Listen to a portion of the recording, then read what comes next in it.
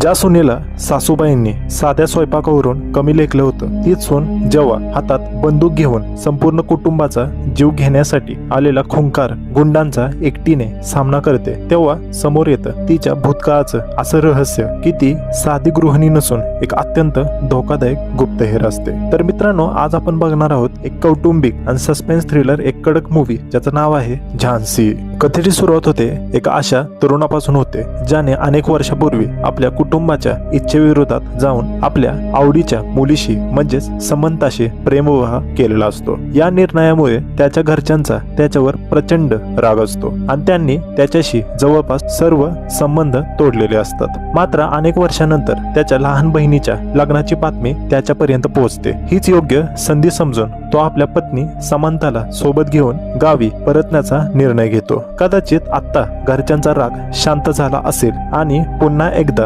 कुटुंब एकत्र येईल अशी त्याची इच्छा असते। त्याचा लहान भाऊ जो व्यवसायाने एक पोलीस अधिकारी असतो, तो त्यांना आणण्यासाठी स्वतः स्टेशनवर येतो। दोघांचं प्रेमाने स्वागत करत तो त्यांना घरी घेऊन जातो, पण घरात पोहोचताच वातावरण पूर्णपणे बदलून गेलेलं असतं। वडील अजूनही जुन्या रागातून बाहेर आलेले नसतात, ते आपल्या मुलाकडे साधं पाहायलाही तयार नसतात। घरातील इतर सदस्यही फारसं काही बोलत नाहीत, तरी सुद्धा बहिणीच्या लग्नामुळे वातावरण बिघडू नये म्हणून त्यांना काही दिवस घरात राहण्याची परवानगी दिली जाते। पण घरी अडचण सुरू होते समंतामुळे, कारण घरातील कोणालाही तिच्याबद्दल काहीच माहिती नसतं। सासूबाई तिला जवळ बसवून तिची विचारपूस करतात, त्या तिच्या आई वडिलांविषयी, नातेवाईकांविषयी आणि तिच्या माहेराबद्दल विचारतात। तेव्हा समंता शांतपणे सांगते की ती लहानपणापासूनच अनाथालयात वाढलेली आहे। तिला तिचे आई वडील कोण आहेत, तिची जात कोणती आहे आणि तिचे कोणतेही नातेवाईक आहेत की नाहीत याबद्दल काहीच माहित नाही। हे ऐकताच सासू सासऱ्यांच्या चेहऱ्यावर स्पष्ट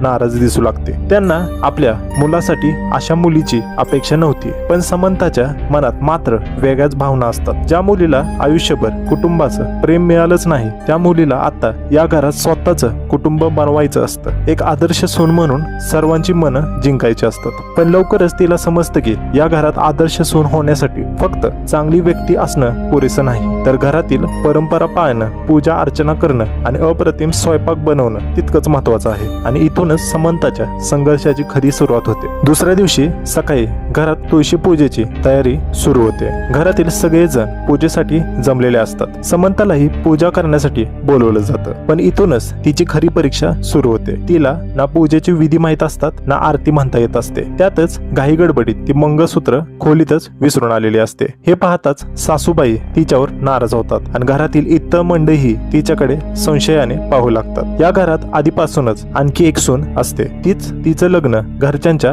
पसंतीने झालेलं असतं। ती पूजा अर्चना आणि घरातील परंपरा आणि स्वयंपाक या सगळ्यांचं गोष्टीमध्ये तरबेज असते। त्यामुळे नकळत दोन्ही सुनांमध्ये एक वेगळीच स्पर्धा सुरू होते। समंता मनापासून प्रयत्न करत असते, पण प्रत्येक वेळी काही ना काही चूक होते आणि तिचा अपमान होतो। ती जितकी स्वतःला सिद्ध करण्याचा प्रयत्न करते, तितकीच ती घरच्यांच्या नजरेत कमी पडत असते। रोज होणाऱ्या या अपमानाला कंटाळून एके दिवशी समंता आपल्या अनाथालयातील बालमैत्रिणीला फोन करते। फोनवर बोलताना तिच्या डोळ्यात पाणी आलेलं असतं। ती मैत्रिणीला सांगते की तिला स्वयंपाक अजिबात येत नाही, जर अशीच परिस्थिती राहिली तर ती या घरात कधीच स्वीकारली जाणार नाही। आपल्या मैत्रिणीची अवस्था पाहून ती लगेच मदतीला तयार होते। समंता तिला घराजवळच्या एका लॉज मध्ये राहण्याची व्यवस्था करून देते। त्यानंतर रोज पहाटे तिची मैत्रीण स्वादिष्ट आणि पारंपरिक जेवण बनवून डब्यात भरून द्यायची आणि समंता तो डब्बा गुपचूप घरात आणायची आणि तो स्वयंपाक आपणच बनवला आहे असं सगळ्यांना सांगायची। घरातील सगळे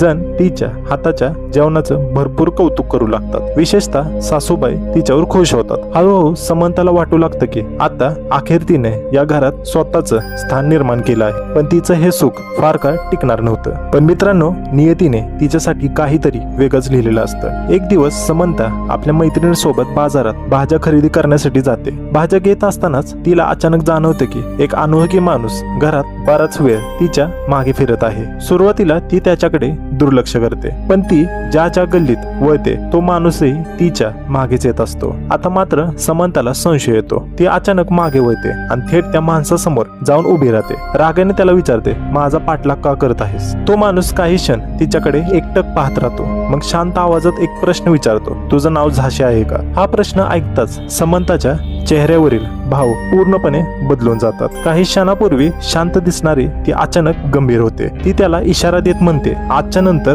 पुन्हा माझ्या मागे दिसलास तर जिवंत राहणार नाहीस. असं बोलून ती तिथून निघून जाते. तो माणूस मात्र थेट जेलमध्ये बंद असलेल्या करुणा नावाच्या कुख्यात गुन्हेगाराला भेटायला जातो. तो त्याला सांगतो की त्याने एक अशी मुलगी पाहिली आहे जी अगदी झाशी सारखी दिसते. हे ऐकताच करुणा काही क्षण विचारात पडतो आणि म्हणतो, जर ती झाशी नसेल तर तिला लगेच मारून टाक, पण जर ती खरोखरच झाशी असेल तर सावध राहा, कारण ती एकटीच तुमच्या सगळ्यांचा खात्मा करून टाकेल. दुसऱ्याच दिवशी समंता आणि तिची मैत्रीण नेहमीप्रमाणे घराजवळ डबा बदलत असतात. तेवढ्यात अचानक 4-5 हत्यारबंद गुंड त्यांच्या समोर येऊन उभे राहतात. त्यांच्या सोबत तोच माणूसही असतो. तो पुन्हा एकदा विचारतो, खरं सांग तू झाशी आहे का? समंता शेवटचा इशारा देते, पण यावेळी ते गुंड तिच्यावर थेट हल्ला करतात. आणि मग मित्रांनो, पुढे जे घडलं ते पाहून अक्षरशः सगळ्यांची डोकी फिरतात. काही क्षणापूर्वी घाबरलेली आणि साधी आणि निरागस वाटणारी समंता अचानक एका प्रशिक्षित कमांडो सारखी लढायला सुरुवात करते. तिच्या प्रत्येक वारात वेग, अचूक आणि प्रचंड ताकद असते. अवघ्या काही क्षणातच ती एकामागून एका सगळ्या गुंडांना जमिनीवर लोळवते आणि तिची फायटिंग स्टाईल पाहून तिची मैत्रिणी थक्क होते, कारण तिच्या समोर उभी असलेली स्त्री आता साधी समंता राहिलेली नव्हती. ती पुन्हा एकदा झाशी बनलेली असते. गुंडांचा एका हाताने पराभव झाल्यानंतर करुणाला आता पूर्ण खात्री पटते की ती मुलगी दुसरी तिसरी कोण नसून झाशीच आहे. त्यानंतर करुणा तुरुंगातून बाहेर पडण्यासाठी एक भयानक कट रचतो. तो तुरुंगातील एका कैद्याची हत्या करतो आणि गॅस सिलेंडरचा भीषण स्फोट घडवून आणतो आणि त्या स्फोटात तुरुंगात मोठा गोंधळ उडतो. सरकारी नोंदीमध्ये करुणा मृत झाल्याचं दाखवलं जातं, पण प्रत्यक्षात तो त्या गोंधळाचा फायदा घेऊन तुरुंगातून फरार झालेला असतो. दुसरीकडे समंताची मैत्रीण अजूनही घडलेल्या प्रकरणामुळे हादरलेली असते. ती समंताला विचारते, तू नक्की कोण आहेस आणि हे सगळं लोक तुझ्या मागे का लागलेले आहेत? हे ऐकून समंता तिला एका शांत ठिकाणी घेऊन जाते आणि आयुष्यात पहिल्यांदाच आपल्या भूतकाळाचं गुपित उघड करते. ती सांगते, मी लहानपणापासूनच एका अनाथालयात वाढले, पण त्या अनाथालयाचा वॉर्डन अत्यंत नीच आणि विकृत प्रवृत्तीचा होता. तो लहान मुलींवर अत्याचार करायचा. एक दिवस मी तिथून पळून गेले आणि एका लॉज मध्ये काम करू लागले. ती पुढे सांगते, त्या लॉज मध्ये काही लोक लपून राहत होते. ते भ्रष्ट व्यवस्थेविरुद्ध लढणाऱ्या एका गुप्त बंडखोर संघटनेचे सदस्य होते. एकदा लॉज मधील एका कर्मचाऱ्याने माझ्याशी गैरवर्तन करण्याचा प्रयत्न केला. स्वतःचा बचाव करताना मी त्याचा खून करून टाकला. त्यानंतर माझ्या समोर दुसरा कोणताही मार्ग उरला नव्हता, म्हणून मी त्या संघटनेत सामील झाले. समंता पुढे सांगते, त्या संघटनेचा प्रमुख हा करुणा होता. सुरुवातीला तो गरिबांसाठी लढणारा नेता वाटायचा, पण नंतर त्याचा खरा चेहरा माझ्या समोर आला. पैशांच्या हौसेपोटी त्याने भ्रष्ट अधिकाऱ्यांशी हातमिळवणी केली आणि त्याच्याच साथीदारांचा विश्वासघात करून त्यांचा बळी द्यायला सुरुवात केली. इतकंच नाही तर त्याची नजर माझ्यावरही वाईट होती. त्यामुळे मी योग्य संधी साधून पोलिसांना माहिती दिली आणि करुणाला अटक केलं. त्यानंतर मी ती दुनिया